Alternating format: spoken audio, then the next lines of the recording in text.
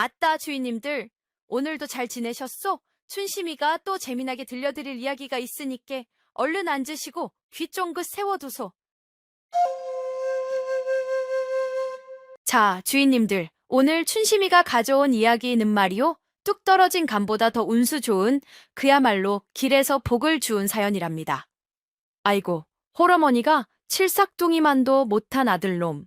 장가 보낼 걱정에 밤잠을 설치다가 글쎄 산속에서 기억 잃은 처자 하나를 주워와 며느리를 삼았다지 뭐요? 아이고, 저 노망난 할망구. 하고 온 동네가 수군거렸는데 그 주워온 며느리가 보통 내기가 아니었다니. 자, 그 기막힌 며느리의 정체와 대박난 아들 장가 보내기가 어떻게 될런지 한번 들어보시지요. 옛날 옛적 작은 마을에 손서방이라는 노총각이 홀어머니를 모시고 살고 있었답니다. 이 손서방이 어떤 총각이냐 하면 주인님들 참 사람은 좋은데 뭐랄까 좀 답답한 구석이 있는 그런 양반이었지요. 힘은 황소 저리 가라 할 정도로 장사였고 마음씨는 또 순박하기 짝이 없어 개미 한 마리 못 죽이는 사람이었습니다. 허나 딱 거기까지였지요. 배운 것이 짧아 하는 것이라곤 나무하고 밭 가는 것뿐이요. 숙기는 또 어찌나 없는지 처녀들 그림자만 봐도 얼굴이 홍당무가 되어 줄행랑을 치기 일쑤였습니다. 그러니 나이가 30을 훌쩍 넘도록 장가갈 엄두를 못 내고 있었지요. 동네 처녀들은 힘만 세면 뭐하나 곰처럼 미련한데 말 한마디 제대로 못 붙이는 숙맥이랑 어찌 평생을 사나 하며 그를 외면했습니다.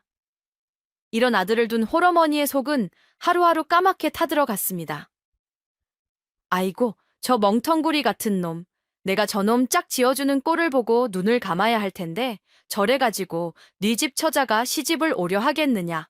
어머니는 밭일 나가다가도 한숨, 밥을 짓다가도 한숨, 잠자리에 누워서도 한숨. 그야말로 한숨이 입에 붙어 살았답니다. 어머니는 아들을 장가 보내기 위해 백방으로 노력했습니다.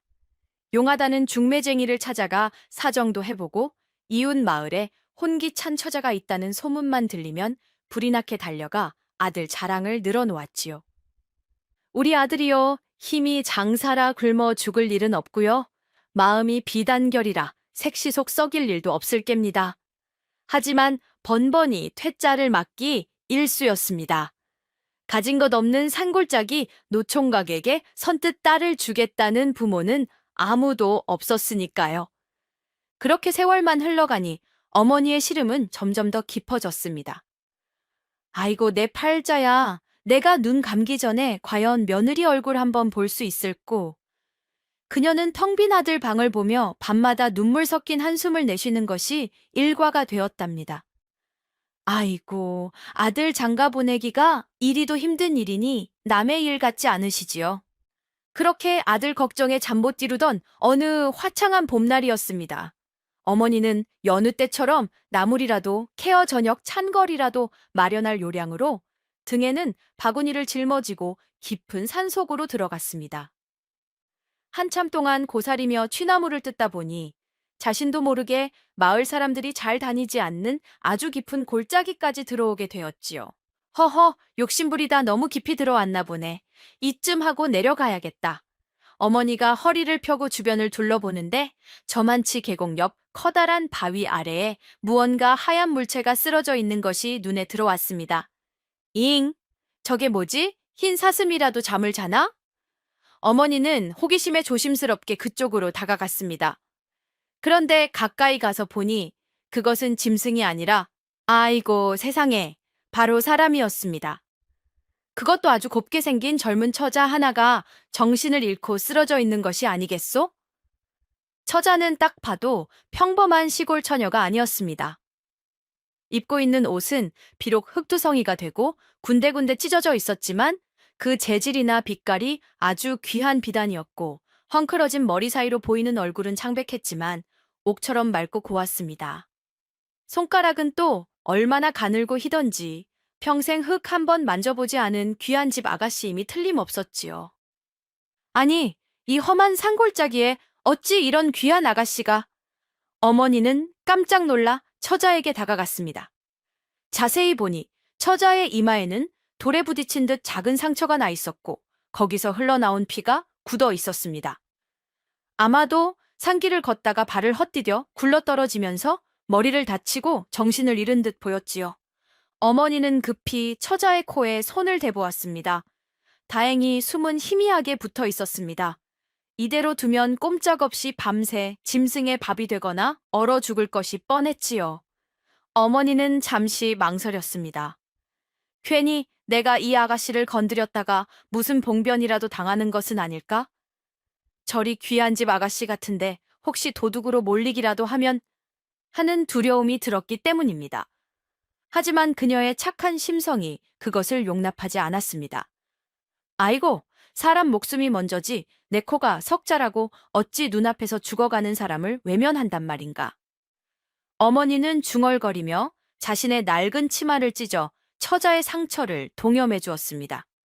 그리고는 낑낑거리며 자신의 작은 몸으로 처자를 등에 업기 시작했지요. 그렇게 어머니는 낯선 처자를 구하기 위해 무거운 몸을 이끌고 험한 상길을 다시 내려오기 시작했습니다. 어머니는 낑낑거리며 기억 잃은 처자를 등에 업고 간신히 자신의 초가집으로 돌아왔습니다. 그녀는 처자를 아들의 방 따뜻한 아랫목에 고이 눕히고는 밤낮으로 극진히 간호하기 시작했지요. 맑은 샘물을 떠다 마른 입술을 적셔주고 얼마 없는 쌀을 푹 고와 미음을 쑤어 조금씩 떠먹여 주었습니다. 상처에는 약초를 찧어 발라주며 행여 덧날새라 밤새 곁을 지켰지요. 그렇게 며칠이 지났을까요?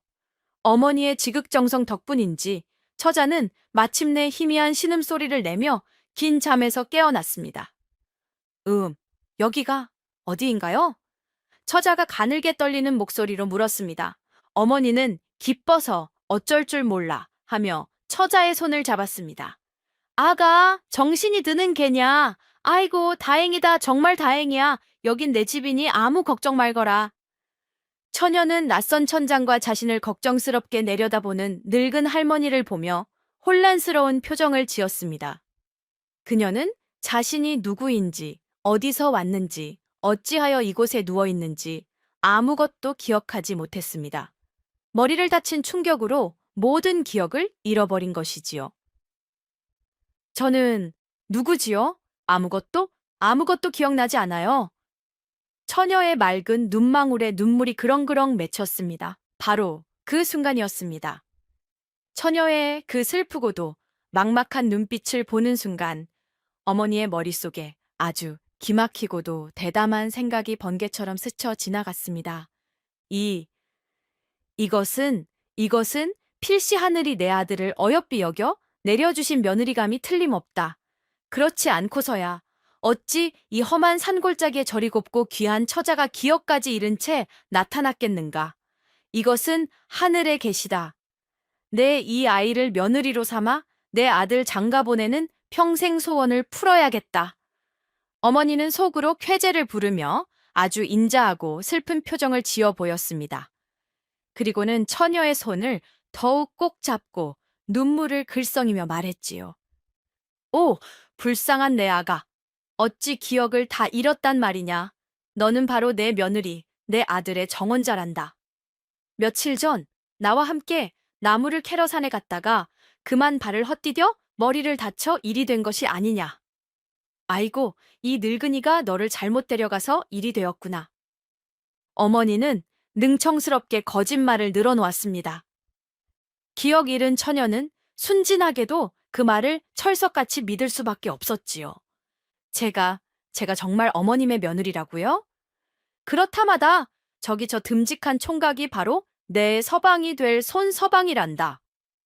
어머니는 마침 방으로 들어오던 아들을 가리켰습니다. 그렇게 어머니의 대담하고도 기막힌 결단으로 기억 잃은 처녀는 하루아침에 손서방의 새색시가 될 운명에 처하게 된 것입니다.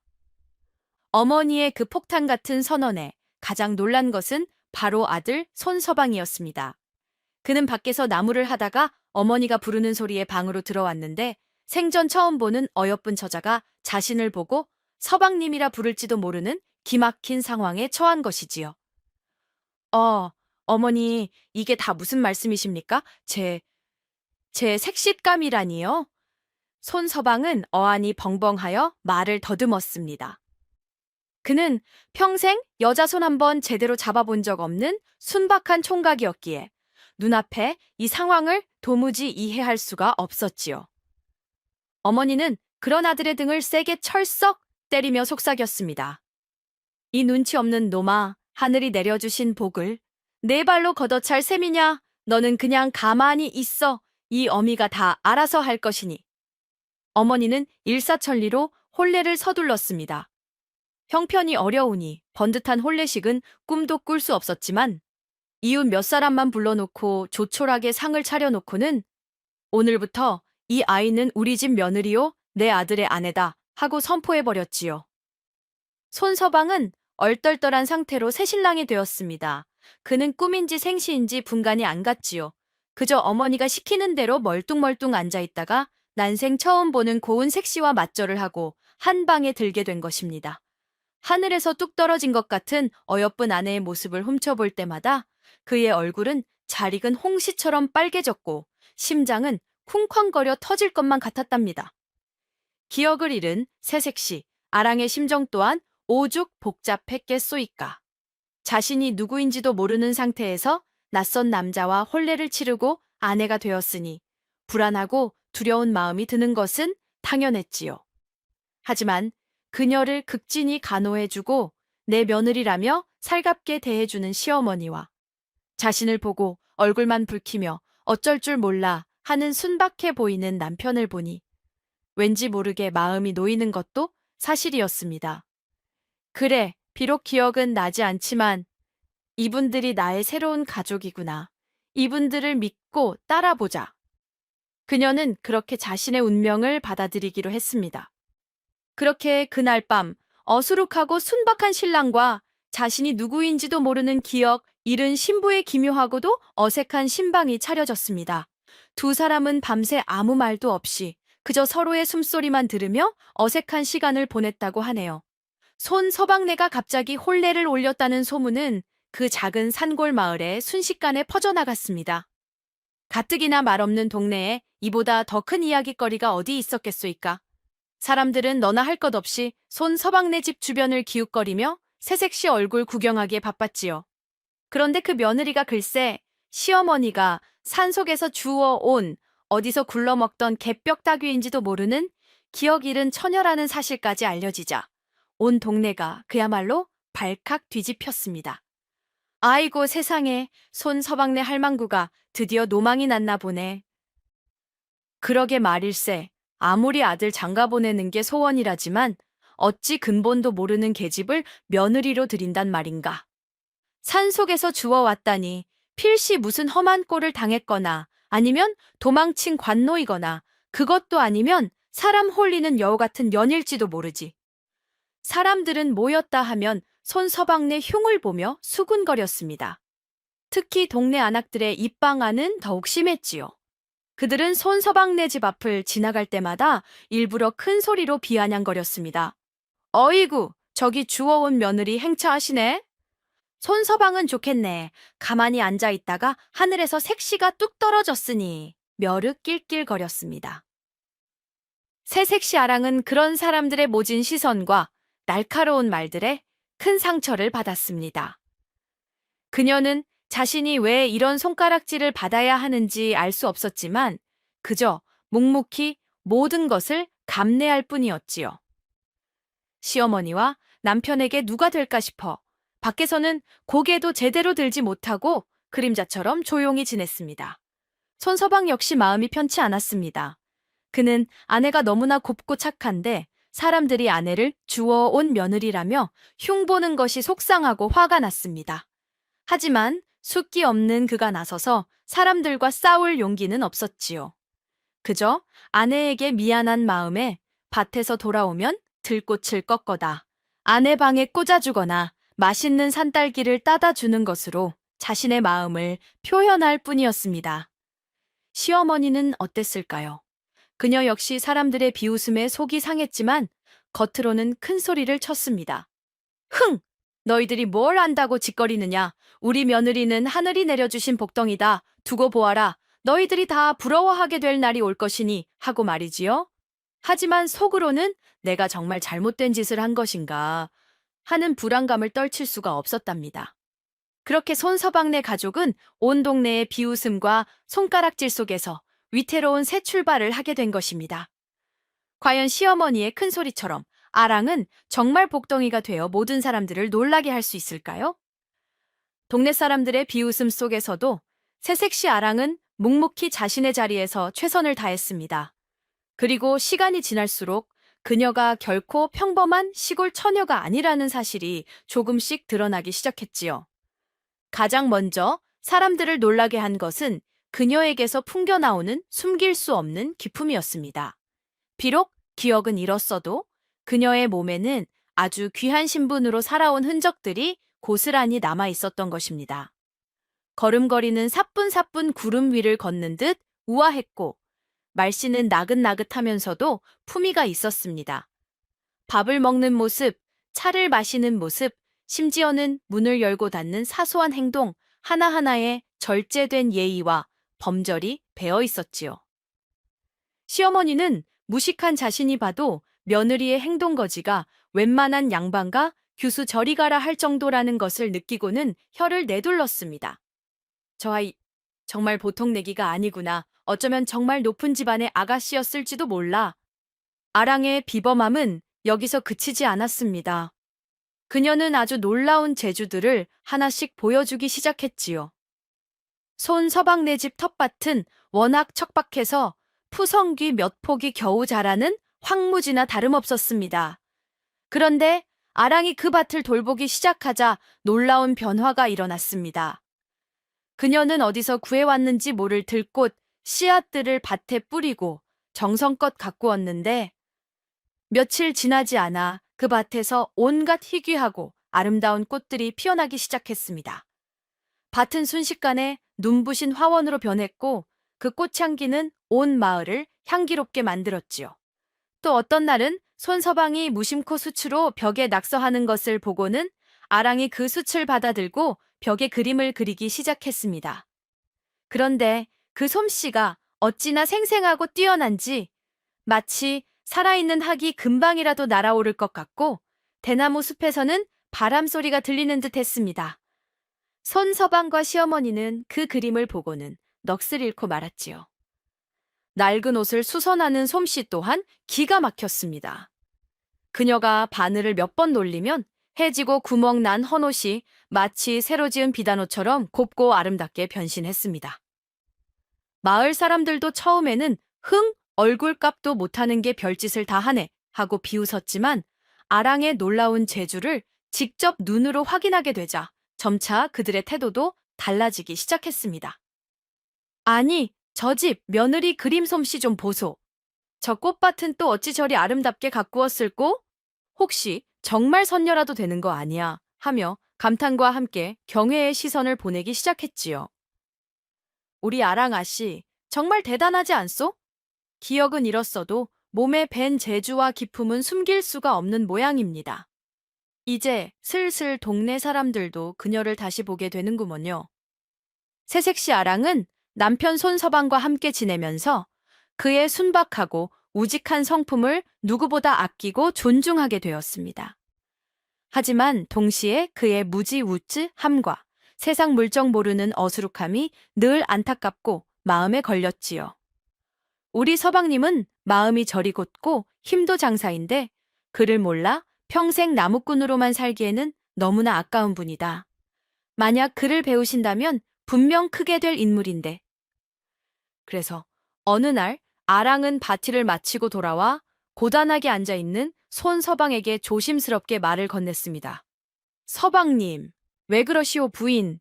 손서방은 땀을 닦으며 대답했습니다.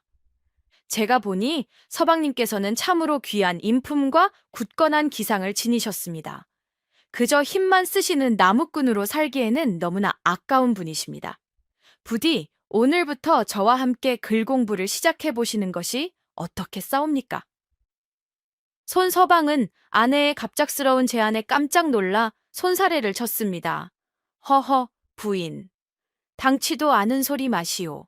나 같은 무지렁이가 어찌 감히 글을 배운단 말이오? 나는 내 이름 석자도 쓸 줄 모르는 놈인데. 게다가 이 나이에 무슨 공부람. 그는 부끄러워하며 고개를 저었습니다. 하지만 아랑은 포기하지 않았습니다.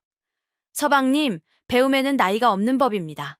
서방님께서는 총명하시어 금방 배우실 수 있을 것입니다. 제가 아는 데까지 성심껏 도와드리겠습니다. 부디 저를 믿고 한번 시작해 보시지요. 아랑의 그 진심, 어린 눈빛과 흔들림 없는 믿음에 손서방의 마음도 조금씩 움직이기 시작했습니다. 그래, 아내가 저리 나를 믿어주는데 한번 해볼까 하는 용기가 생긴 것이지요. 알겠소, 부인. 부끄럽지만 한번 해보겠소. 그날부터 아랑의 아주 특별한 글공부 수업이 시작되었습니다. 그녀는 나뭇가지를 꺾어 흙바닥에 글자를 쓰며 천자문부터 가르치기 시작했습니다. 하늘천 따지. 아랑의 낭랑한 목소리가 초가집 마당에 울려 퍼졌지요. 손서방은 처음에는 쑥스러워하고 어려워했지만 아내의 칭찬과 격려에 힘입어 놀라운 속도로 글을 깨우치기 시작했습니다. 아내 아랑에게 글을 배우기 시작한 손서방은 정말 하루가 다르게 달라져 갔습니다. 그는 본래 성품이 우직하고 성실했던 터라 한번 마음먹은 일에는 무섭게 집중하는 끈기가 있었지요. 그는 낮에는 바티를 하고 밤에는 아내가 밝혀주는 등잔불 밑에서 밤이 새는 줄도 모르고 글 공부에 매달렸습니다. 처음에는 삐뚤빼뚤 제 이름 석자 쓰기도 힘들어했지만 아내의 다정한 가르침과 칭찬에 힘입어 놀라운 속도로 학문이 늘었습니다. 천자문을 뗀 지 얼마 되지 않아 소학을 읽기 시작했고 나중에는 어려운 경서까지 막힘없이 읽고 그 뜻을 토론할 정도가 되었답니다. 글을 깨우치자 세상을 보는 눈도 달라졌습니다. 예전에는 그저 나무와 흙 그리고 밥벌이만 생각하던 단순한 나무꾼이었지만 이제는 세상의 이치와 사람의 도리에 대해 생각할 줄 아는 지혜로운 사내가 되어갔지요. 말수도 늘었고 그 말에는 깊이와 무게가 실리기 시작했습니다. 시어머니는 아들의 그런 변화를 가장 가까이에서 지켜보며 놀라움을 금치 못했습니다. 아이고 세상에, 우리 멍텅구리 같던 아들이 정말 달라졌구나. 예전 같으면 밥상머리에서도 그저 밥만 푹푹 퍼먹던 아들이 이제는 아내와 함께 시를 논하고 세상 돌아가는 이야기에 대해 의견을 나누는 것을 보니 이게 정말 자기 아들이 맞나 싶어 눈을 비비고 다시 볼 정도였지요. 우직하기만 했던 아들의 어깨는 더욱 듬직해졌고 그의 눈빛에는 지혜와 자신감이 넘쳐 흘렀습니다. 시어머니는 이 모든 변화가 오롯이 며느리 아랑 덕분이라는 것을 잘 알고 있었습니다. 처음에는 그저 복덩이려니, 운이 좋았으려니 생각했지만 이제는 며느리가 정말 하늘이 내려준 귀한 인연이라는 것을 깨닫게 된 것이지요. 저 아이는 단순히 재주만 좋은 것이 아니라 사람을 변화시키는 힘을 가지고 있구나.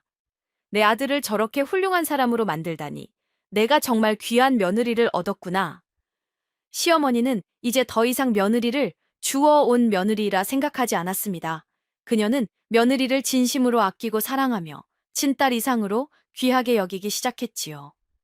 그녀는 며느리가 하는 일이라면 무엇이든 믿고 지지해 주었고 동네 사람들을 만나면 입이 마르도록 며느리 자랑을 늘어놓았습니다.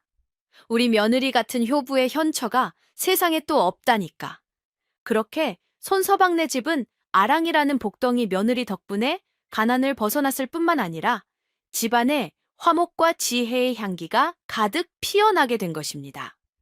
손서방네 집안이 날로 번창하고 멍텅구리 같던 손서방마저 현명한 사내로 변모해 가자 이 모습을 아주 안이꼽게 지켜보는 자가 있었으니 바로 마을의 욕심, 많은 지주고 영감이었습니다. 이 고 영감이라는 자가 어떤 위인이냐 하면 자기 땅이 아닌 곳에 심어진 콩 한쪽도 제 것이라 우기는 아주 욕심 많고 신보가 고약한 영감탱이였지요. 그는 오래전부터 손서방 내에 얼마 되지 않는 그 밭되기마저 헐값에 집어삼키려고 호시탐탐 기회를 엿보고 있었답니다.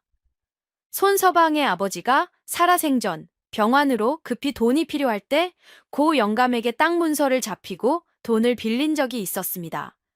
빚은 진작에 다 갚았지만 교활한 고 영감은 아직 이자가 남았다는 둥, 계약서가 그러하다는 둥 핑계를 대며 땅 문서를 돌려주지 않고 있었지요.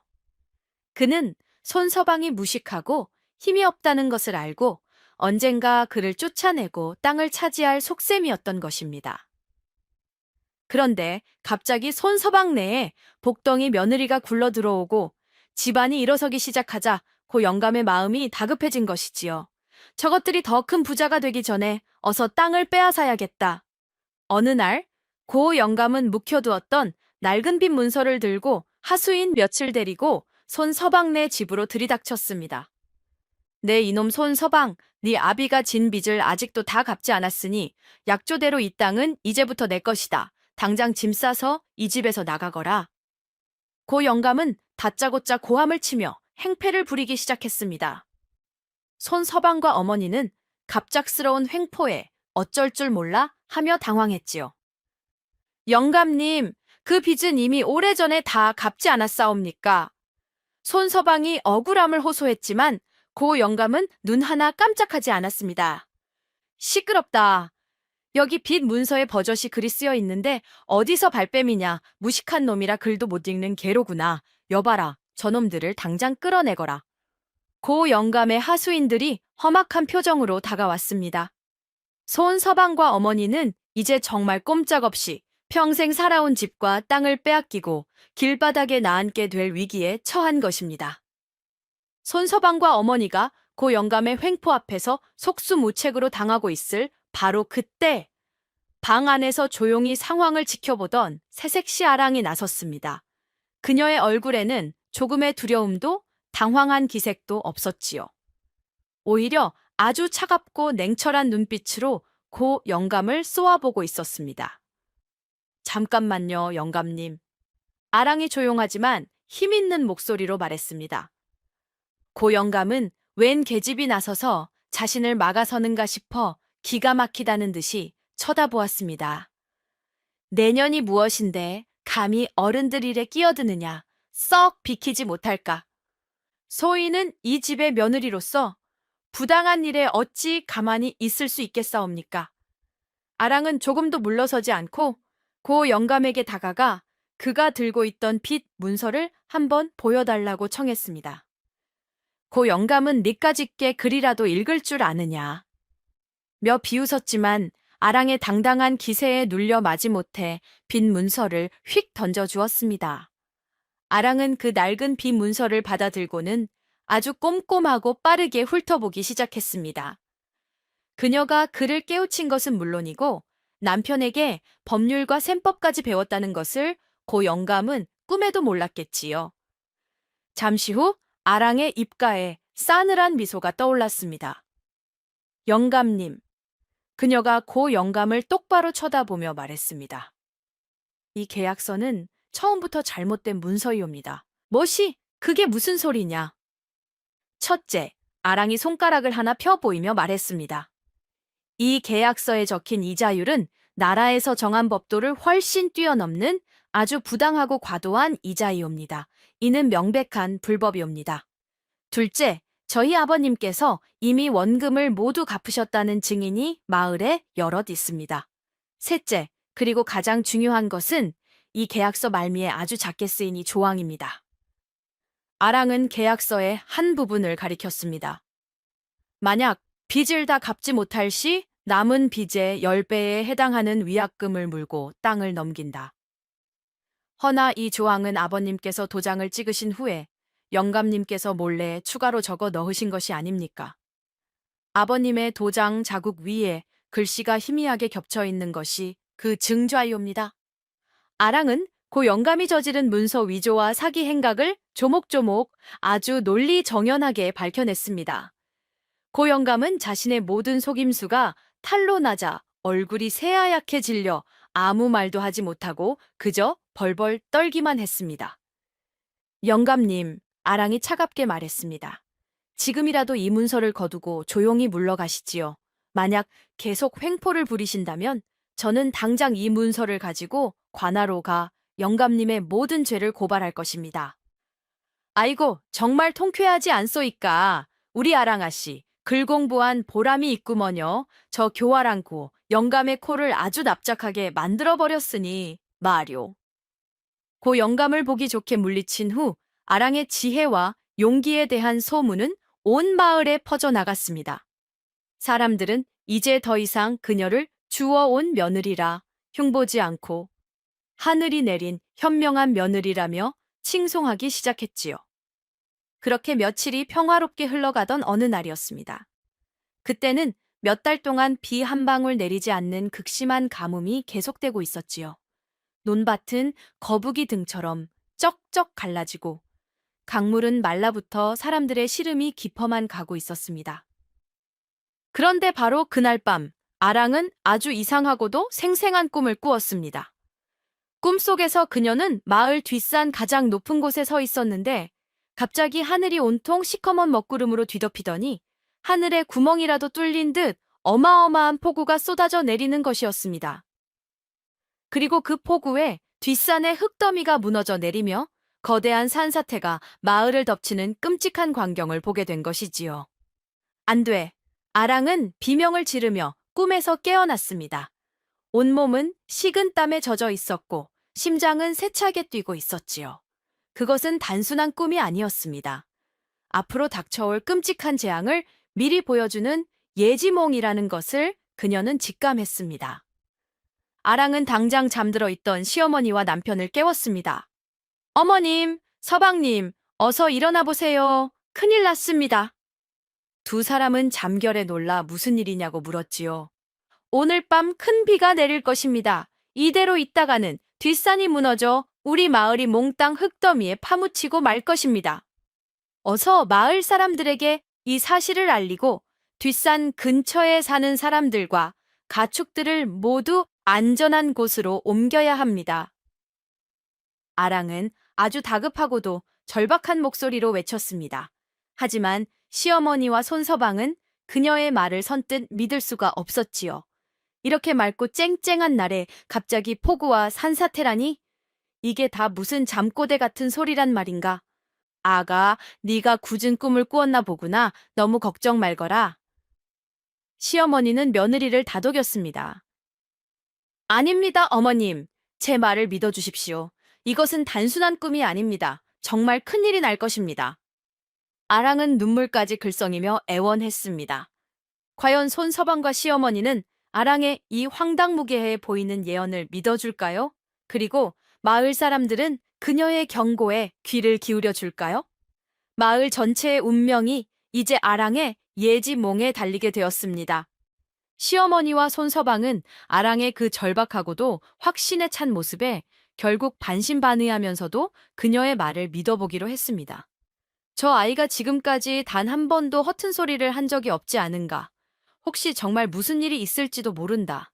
세 사람은 날이 밝자마자 마을 사람들을 찾아다니며 아랑의 예언을 알리기 시작했습니다. 여러분, 오늘 밤 큰 비가 내려 산사태가 날지도 모른다고 합니다. 어서 뒷산 근처에 사는 분들은 안전한 곳으로 피하시고 가축들도 옮기셔야 합니다. 하지만 마을 사람들의 반응은 냉담했습니다. 허허, 손서방네 며느리가 이제는 하다하다 별소리를 다 하는구먼. 이렇게 쨍쨍한 날에 무슨 포구람? 잠꼬대 같은 소리 하고 있네. 저 계집이 정말 요물은 요물인가 봐. 괜히 사람들 마음만 싱숭생숭하게 만들고 말이야. 대부분의 사람들은 아랑의 말을 비웃거나 무시했습니다. 하지만 그중 몇몇 평소 손서방네와 가깝게 지내던 이웃들은 혹시 모르니 대비는 해두자며 그들의 말에 따라 가축들을 미리 옮기거나 집안의 중요한 물건들을 챙겨두었지요. 그날 저녁이 되자 정말로 하늘에 이상한 조짐이 보이기 시작했습니다. 맑았던 하늘에 갑자기 시커먼 먹구름이 몰려오기 시작하더니 이내 바람이 거세게 불고 천둥 번개가 치기 시작했습니다. 그리고 마침내 하늘에 구멍이라도 뚫린 듯 장대 같은 비가 미친 듯이 쏟아져 내리기 시작했습니다. 폭우는 밤새 그치지 않았고 결국 다음날 새벽 아랑의 예언대로 뒷산에 약한 지반이 무너져 내리며 거대한 산사태가 마을을 덮쳤습니다. 우르르 쾅쾅 하는 굉음과 함께 엄청난 양의 흙과 바위가 뒷산 근처의 집들을 덮쳐버렸지요. 다행히 아랑의 말을 믿고 미리 대피했던 손 서방네와 몇몇 이웃들은 화를 면할 수 있었습니다. 하지만 아랑의 경고를 무시했던 다른 집들은 집이 부서지거나 가축을 잃는 등 큰 피해를 입고 말았답니다. 날이 밝고 비가 그치자 마을 사람들은 폐허가 된 마을을 보며 만견자실했습니다. 그리고 동시에 아랑의 예언이 정확히 맞아떨어졌다는 사실에 경악을 금치 못했지요. 그들은 모두 손 서방네 집으로 달려와 자신들의 어리석음을 뉘우치며 아랑에게 용서를 빌고 고마움을 표했습니다. 아랑 아씨, 저희가 잘못했습니다. 아씨의 말을 믿었어야 했는데 아씨 덕분에 저희가 목숨을 건졌습니다. 정말 감사합니다.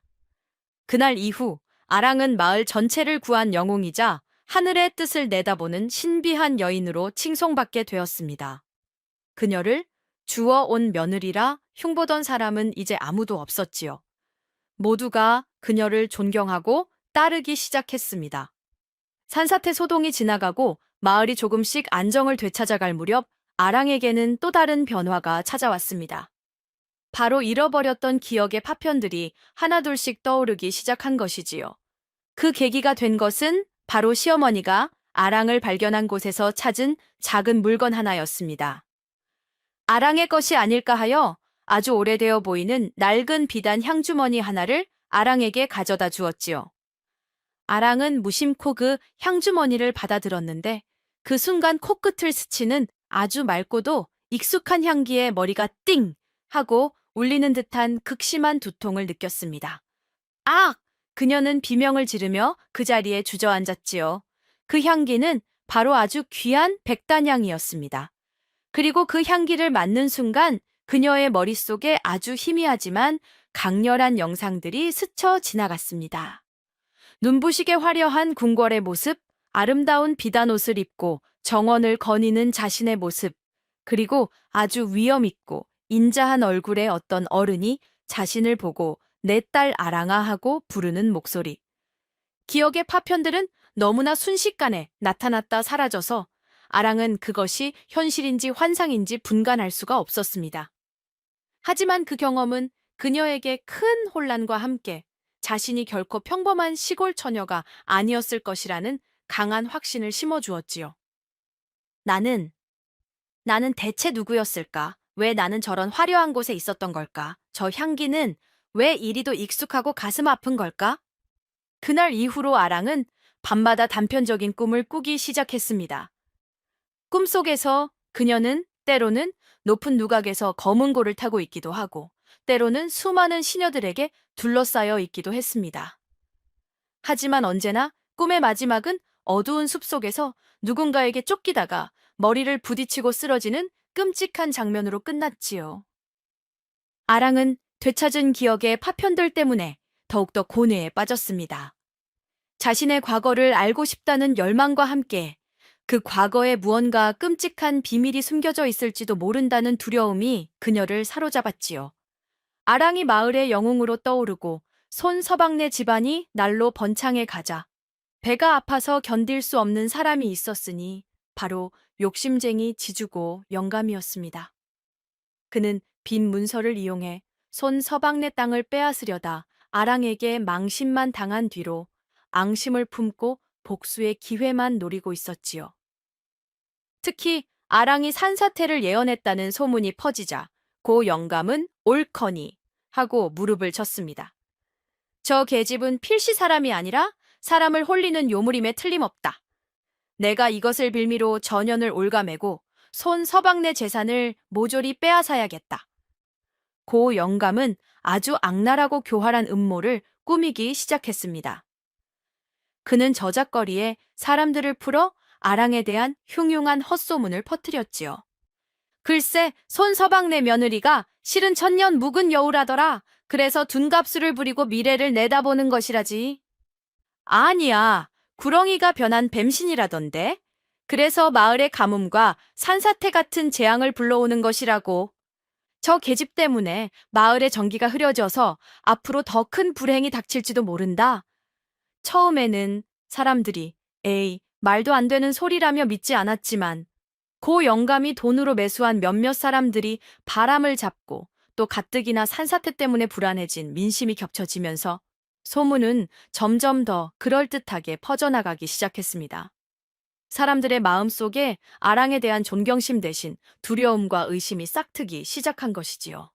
마침내 분위기가 무르익었다고 판단한 고 영감은 관아의 부패한 관리에게 큰 뇌물을 바치고 아랑을 정식으로 고발했습니다. 사또, 저 손서방네의 며느리 아랑이라는 계집은 사람의 탈을 쓴 요물이옵니다. 요사스러운 술법으로 백성들을 현혹하고 마을에 재앙을 불러오고 있사오니 부디 저 요물을 잡아들여 엄히 다스려 마을의 안녕을 지켜주시옵소서. 고 영감은 미리 준비해둔 거짓 증인들까지 내세우며 아랑을 궁지로 몰아넣었습니다. 뇌물을 받은 사또는 사실 확인도 제대로 하지 않은 차에 당장 포졸들을 보내 아랑을 잡아들이라는 명을 내렸지요. 아랑이라는 요물을 당장 잡아들이도록 하여라. 뇌물을 받은 사또의 불호령이 떨어지자 험악한 인상의 포졸들이 밧줄과 몽둥이를 들고 손서방네의 집으로 들이닥쳤습니다. 그들은 다짜고짜 마당으로 뛰어들어와 아랑을 잡아가려 했지요. 내 인연, 요망한 술법으로 민심을 현혹시킨 죄를 네가 알렸다. 얌전히 포승줄을 받거라. 시어머니는 너무 놀라 아이고 이게 웬 날벼락이냐 하며 그 자리에 주저앉았고 아랑 역시 갑작스러운 상황에 얼굴이 하얗게 질렸습니다. 바로 그때였습니다. 헛간에서 나무를 하던 손서방이 소란을 듣고 뛰쳐나왔습니다. 그리고는 포졸들 앞을 떡하니 가로막고 섰지요.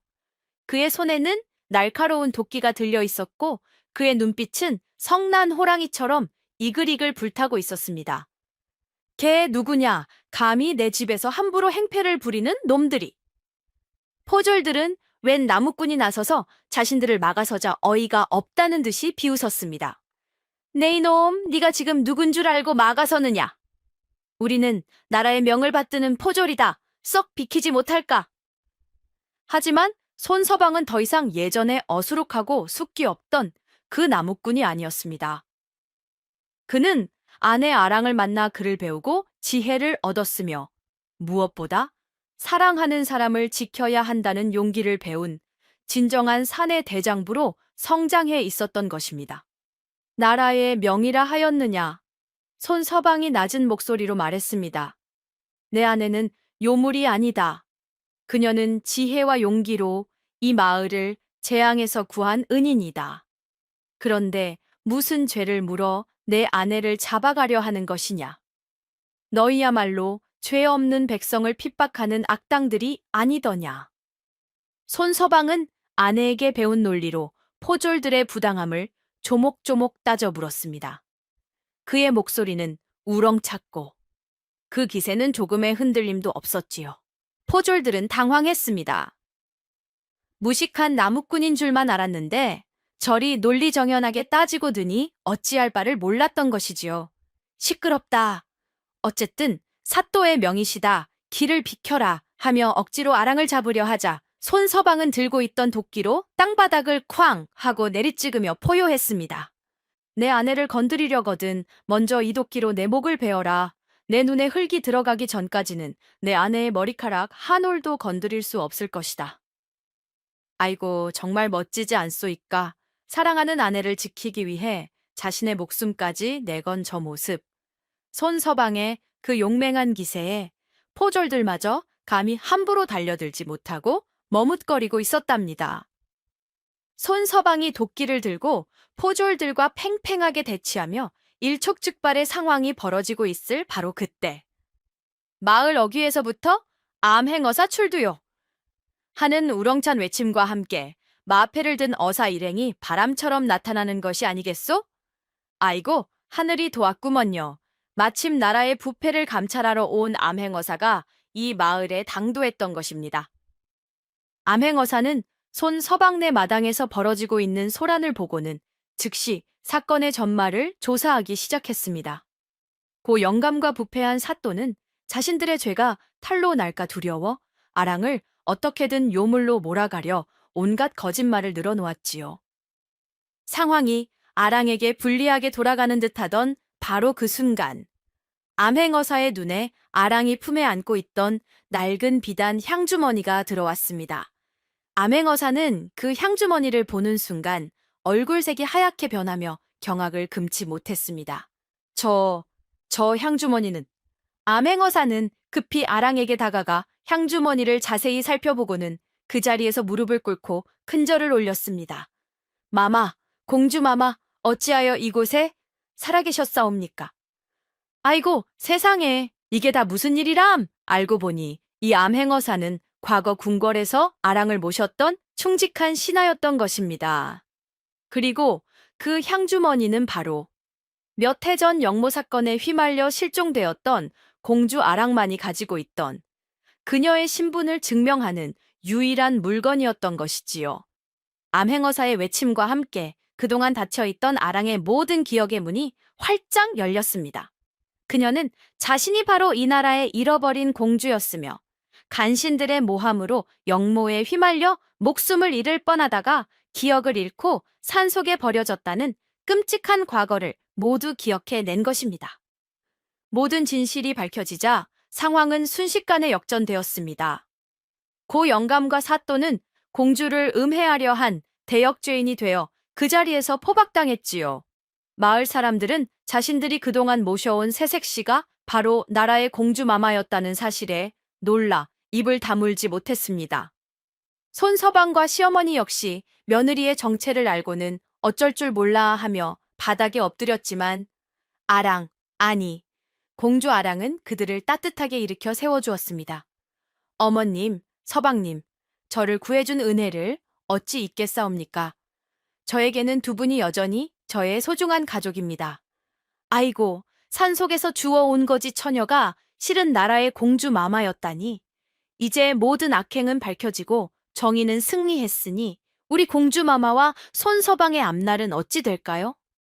잃어버렸던 공주 마마가 살아 돌아왔다는 소식은 즉시 한양의 궁궐에 전해졌고 온 나라는 발칵 뒤집혔습니다. 임금님께서는 죽은 줄로만 알았던 딸이 살아있다는 소식에 기쁨의 눈물을 흘리며 당장 공주를 궁으로 모셔오도록 어명을 내렸지요. 동시에 공주를 음해하고 죄 없는 백성을 괴롭힌 자들에 대한 엄중한 심판이 시작되었습니다. 마을에 욕심 많은 지주고 영감과 그와 결탁하여 악행을 저질렀던 부패한 사또는 한양으로 압송되어 나라의 국법에 따라 가장 무거운 벌, 즉 참수형에 처해졌다고 합니다. 그들이 부정한 방법으로 긁어모은 재산은 모두 몰수되어 그동안 그들에게 고통받았던 백성들에게 골고루 나누어 주어졌습니다. 특히 서방네 가족은 공주를 구하고 지극정성으로 보필한 그 큰 공을 인정받아 임금님으로부터 아주 큰 상과 함께 기름진 땅과 큰 집을 하사받게 되었지요. 하루아침에 가난한 나무꾼 집안이 나라에서 인정하는 부잣집이 된 것입니다.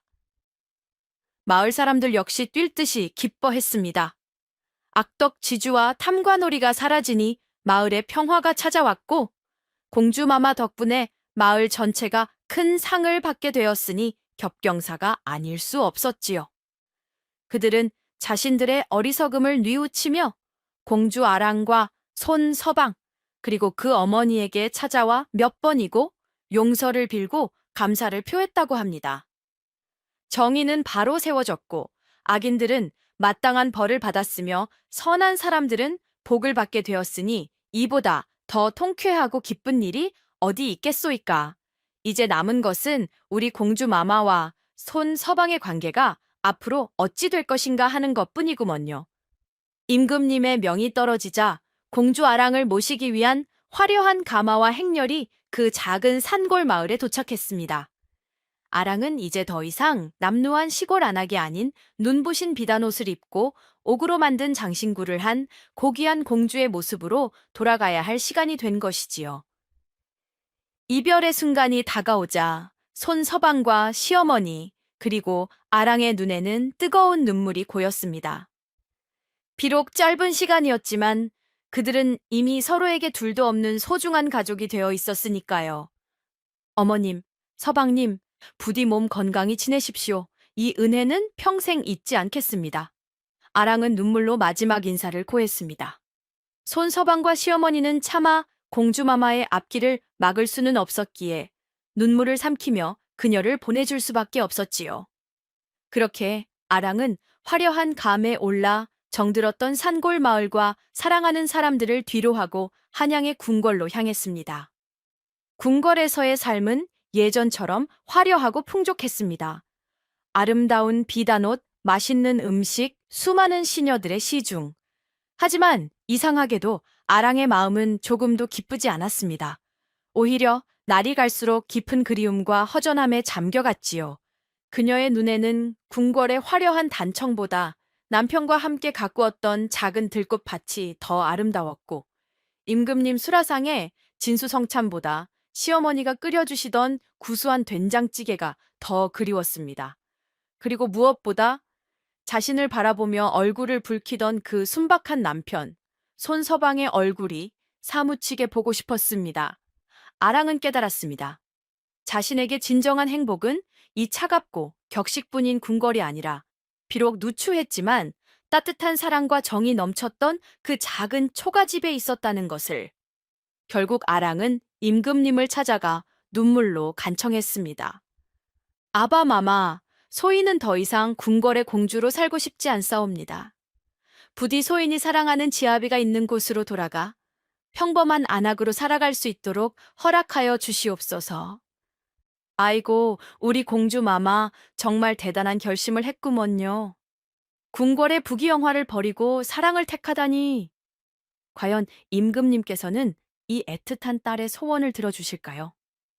딸 아랑 공주의 그 간절하고도 진심 어린 청원에 임금님께서는 깊은 고뇌에 빠지셨습니다. 하나뿐인 귀한 딸을 다시 저 험한 산골짜기 촌부의 아내로 보낸다는 것이 아버지로서는 차마 내키지 않았기 때문이지요. 하지만 동시에 딸의 눈에서 진정한 행복을 향한 간절한 열망을 읽을 수 있었기에 무작정 반대만 할 수도 없는 노릇이었습니다. 임금님께서는 며칠 밤낮을 고민한 끝에 마침내 아주 파격적이고도 지혜로운 결정을 내리셨습니다. 좋다. 내 소원을 들어주마. 허나 너를 그저 시골 안악으로만 살게 할 수는 없다. 임금님께서는 즉시 손서방과 그 어머니를 궁궐로 불러들였습니다. 그리고는 어전 회의를 열어 모든 대신들 앞에서 중대한 발표를 하셨지요. 과인은 오늘 이 자리에서 손서방을 정식으로 공주의 남편, 즉 부마로 삼겠노라. 아이고, 세상에. 그 말을 듣는 순간 어전 회의장은 그야말로 발칵 뒤집혔습니다. 전하, 아니 되옵니다. 어찌 감히 천한 나무꾼을 부마로 삼으신단 말씀이시옵니까? 국법이 어지러워질 것이옵니다. 대신들은 벌떼처럼 일어나 반대했지요. 하지만 임금님의 뜻은 확고했습니다. 시끄럽다. 신분이 무엇이 그리 중요하단 말이냐. 손서방은 비록 배움이 짧고 가난했으나 그 인품이 우직하고 선량하며 목숨을 걸고 공주를 지켜낸 용기를 지녔다. 또한 공주의 지혜로운 내조를 받아들여 스스로를 발전시킬 줄 아는 그릇을 가졌다. 이런 자야말로 진정 내 딸의 배필이자 이 나라의 동량이 될 자격이 있는 것이다. 임금님께서는 반대하는 대신들을 물리치고 손서방에게 나라 최고의 스승들을 붙여주어 글과 학문, 그리고 제왕의 도를 가르치도록 명하셨습니다. 또한 그에게 높은 벼슬을 내려 정식으로 조정에 출사하도록 하셨지요. 그렇게 천한 나무꾼이었던 손서방은 하루아침에 임금의 사위, 즉 부마가 되어 공주 아랑과 정식으로 다시 부부의 연을 맺게 된 것입니다. 신분의 벽을 뛰어넘은 두 사람의 사랑이 마침내 온 나라의 공인과 축복을 받게 된 것이지요. 부마가 된 손서방은 아내 아랑 공주의 지혜로운 내조와 자신의 성실한 노력을 바탕으로 하루가 다르게 훌륭한 인재로 성장해 나갔습니다. 그는 본래 심성이 곧고 백성을 아끼는 마음이 깊었던 터라 높은 자리에 올라서도 결코 교만해지지 않고 오직 나라와 백성을 위해 헌신했지요.